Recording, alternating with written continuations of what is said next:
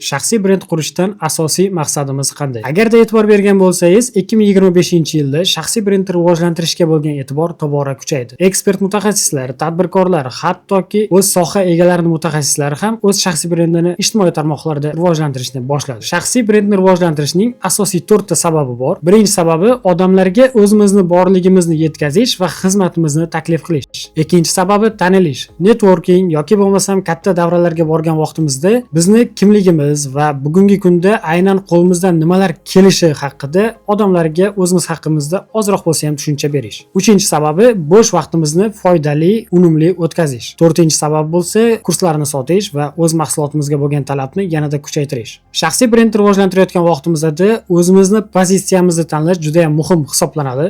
Agarda siz o'z pozitsiyangiz bilan shaxsiy brendingizni olib chiqmaydigan bo'lsangiz, pozitsiyangizni yaratmaydigan bo'lsangiz, odamlar sizni eslab qolishi, sizga bo'lgan e'tiborini kuchaytirishi juda ham pastlab ketishi mumkin. Pozitsiyani yaratishda o'zini belgilari, o'zini qoidalari bor. Bularga ikkita qoidasini aytib o'taman hozir sizga. Birinchi qoidasi auditoriyani qanday qilib jalb qilamiz? Kuchli shaxsiyat orqali. Bunga misol qilib, shaxsiyatimiz orqali qanday bu natijaga yetib kelganimiz va agarda ushbu insonlar ham biz bosib o'tgan yo'ldan yurmoqchi bo'lsa, aynan nimalarga e'tibor berishi va nimalar qilishi haqida tavsiyalar berish orqali. Ikkinchi qoidasi esa ma'lumot qadri orqali. Bunga misol qilib, takrorlanmagan va eksklyuziv, hali hech qayerda berilmagan qadrli va odamlar uchun foydali bo'lgan ma'lumotlarni berish orqali. Shaxsiy brendni rivojlantirayotganda albatta o'z stilingizni yaratishga ahamiyat bering. Chunki har bitta inson sizni bergan bilimlaringizni eslab qolmasa ham, sizni tashqi ko'rinishingiz, yurishingiz, kiyimingiz va xarakteringizga nisbatan eslab qolishi mumkin.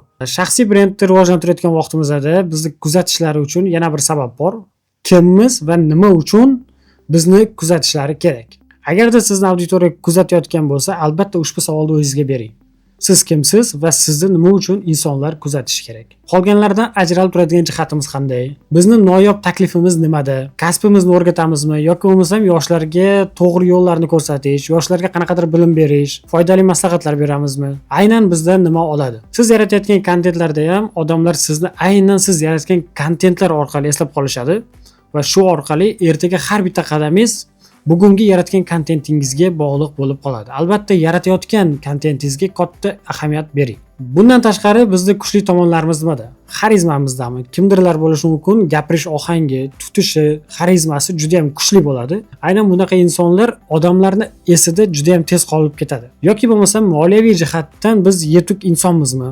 Yoki viloyatdan Toshkentga keldik va Toshkentga kelgan vaqtimizda biz o'z yo'limizni qanday darajada topib keta oldik? Bugungi erishgan muvaffaqiyatlarimiz Toshkentga kelgan vaqtimizda, ya'ni erishgan muvaffaqiyatlarimiz qanday? Va albatta eng muhim narsa, maqsadli auditoriyamiz kim? Yoshi, jinsi, kim kuzatadi sizni? Erkaklarga asosan ma'lumot berasizmi yo ayollargami? Yoshi qanaqa? 18 dan 24 gacha yo 24 dan 34 yoshgachami? Yoki undan da yuqori yoshdagi insonlarmi? Albatta bu juda ham muhim. Chunki ertaga siz mahsulotingizni yoki xizmatingizni sotmoqchi bo'lsangiz ham, aynan ushbu yoshdagi insonlar sizni xizmatingizni yo mahsulotingizni sotib olishadi. Va albatta ushbu sizni kuzatayotgan insonlarning moliyaviy holati qanday bo'lishi kerak? Moliyaviy holati kimdadir bo'lishi mumkin. Endi moliyaviy holatini yaxshilayotgan yoki bo'lmasa moliyaviy holatini yaxshilab bo'lgan va yanada yuksak, yanada kengroq natijaga erishmoqchi. Siz orqali bo'lishi mumkin o'zini filiallarini ochmoqchi, siz orqali o'zini investor pozitsiyasiga olib chiqmoqchi yoki siz orqali o'zini sog'lig'ini tuzatmoqchi. O'sha narsaga albatta ahamiyat berishimiz kerak. Blog yuritgan vaqtimizda bizda ikki turdagi obunachilar kuzatadi, ya'ni ikki xil turdagi auditoriya bo'ladi. Birinchi turdagi auditoriya ushbu sohaga endi kirib kelgan va o'z yo'lini qidirayotgan. Ikkinchi turdagi auditoriya esa ushbu sohada уже bor, ushbu sohada allaqachon уже o'z faoliyatini olib bormoqda va o'z filiallarini ochmoqchi yoki bo'lmasam yanada kengroq ma'lumotlar olmoqchi. Sizni kuzatayotgan auditoriya ikki turda bo'ladi. Albatta ushbu ikki turdagi auditoriya uchun o'z ma'lumotlaringizni berib borishingiz kerak. Faqatgina bitta turdagi auditoriyaga ishlash bu xato bo'lib qolishi mumkin. Maqsadli auditoriyani qanday qilib jalb qilishimiz mumkin? Albatta buning uchun kontent strategiyamiz bo'lishi kerak. Agarda siz o'zingizni kontent strategiyangizni yillik, oylik, haftalik yo'lingizni tuzib olmasangiz, sizni kuzatayotgan odam bo'lishi mumkin 1 oy yoki 2 oy kuzatadi. Undan keyin уже sizda oladigan bilimi, oladigan ma'lumot bo'lmagandan keyin sizdan chiqib ketadi va boshqa insonga o'tib ketishi mumkin. Maqsadli auditoriyamizga kontentlar yaratayotgan vaqtimizda o'zini ketma-ketligi bor. Agarda siz uchala platformani tengi olib ketaman desangiz, bu boshida xato bo'lishi mumkin yoki bo'lmasam sizni qiynab qo'yishi mumkin. Aynan o'shaning uchun ketma-ketlikda ishlashga doim e'tibor berish kerak. Birinchi bo'lib, agarda siz o'z xizmatingizni yoki brendingizni tanitmoqchi bo'lsangiz, Instagramdan boshlaganingiz qulayroq. Sababi Instagramdan boshlagan vaqtingizda Instagramda bugungi kunda O'zbekistonda juda ham ko'plab insonlar Instagramda bor va sizni tanilishingiz ham ancha oson va kengroq bo'ladi. Buning boshqa sabablari Instagramda tanilgan vaqtingizda o'zingizni auditoriyangizni Telegramga, YouTube'ga olib o'tish ham ancha oson bo'ladi. Ikkinchi, qaysi platformani yurg'izishim kerak desangiz, bu Telegram.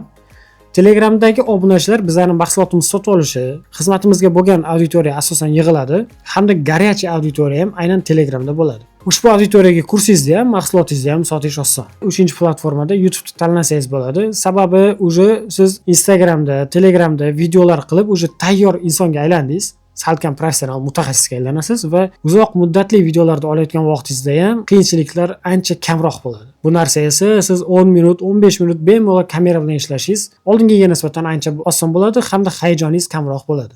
Albatta YouTube'da ham sizni kuzatuvchi eng qaynoq auditoriya bo'ladi. Sababi sizni 10 minutlik, 15 minutlik videongizni ko'ryaptimi? Demak, sizdagi mahsulotingizni olishga ham tayyor turgan auditoriya sizni kuzatadi.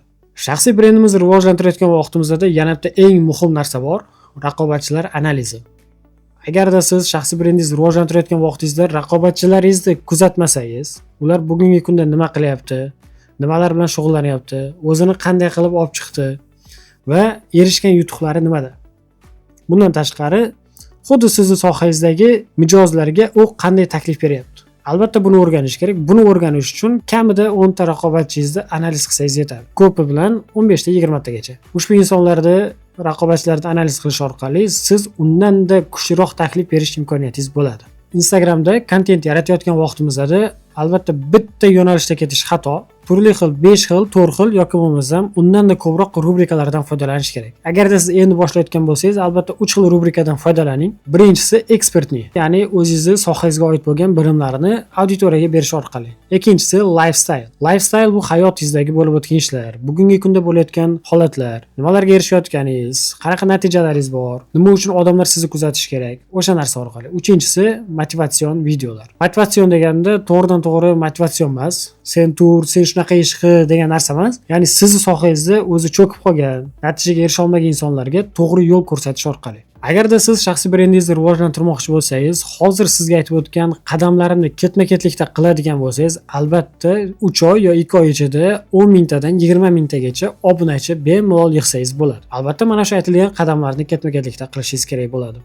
Siz agarda ushbu videoni hozir mana shu daqiqagacha ko'rgan bo'lsangiz, shaxsiy brendingizni rivojlantirishga bo'lgan talab sizda yuqori va 2026-yilda yilni boshlagan vaqtingizda albatta Instagramda yoki bo'lmasa boshqa platformalarda o'z shaxsiy brendingiz bo'lishini xohlaysiz. Lekin buni qanday qilish bilmayotgan bo'lsangiz, sizga shaxsiy brendni rivojlantirish bo'yicha mutaxassis, o'z ishini professionali va jamoa kerak bo'lsa, men sizga o'z xizmatimni taklif qilaman. 3 yildan buyon hozirgi kunga qadar shaxsiy brendni rivojlantirish, media marketing sohasida faoliyat olib boraman va shu kunga qadar juda ko'plab ekspert mutaxassislar bilan kurslarni sotishda, mahsulotlarni sotishda, o'z xizmatlarini insonlarga taklif qilish bo'yicha yordam berib kelganmiz hamkorlikda.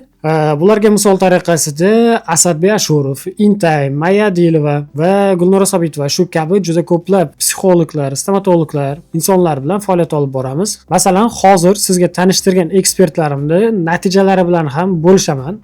Misol uchun Asadbek Ashurov 2021-yildan to 2023-yilga qadar ishlagan bo'lsak, 700 ga yaqin shogirdlarga erishgan, ya'ni har bitta shogird oddiy endi biznes boshlayotgan insonlar emas, tadbirkor, mutaxassis, o'z sohasini egalari bo'lgan insonlar va har bitta kursda o'qigan insonlarda eng standart tarifi 3 milliondan 10 milliongacha bo'lgan. Va bundan tashqari ustoz shogird kurslarini ham sotib olgan. Biz bilan hamkorlikda ishlagan vaqtlarida juda ko'plab natijaga erisha olgan.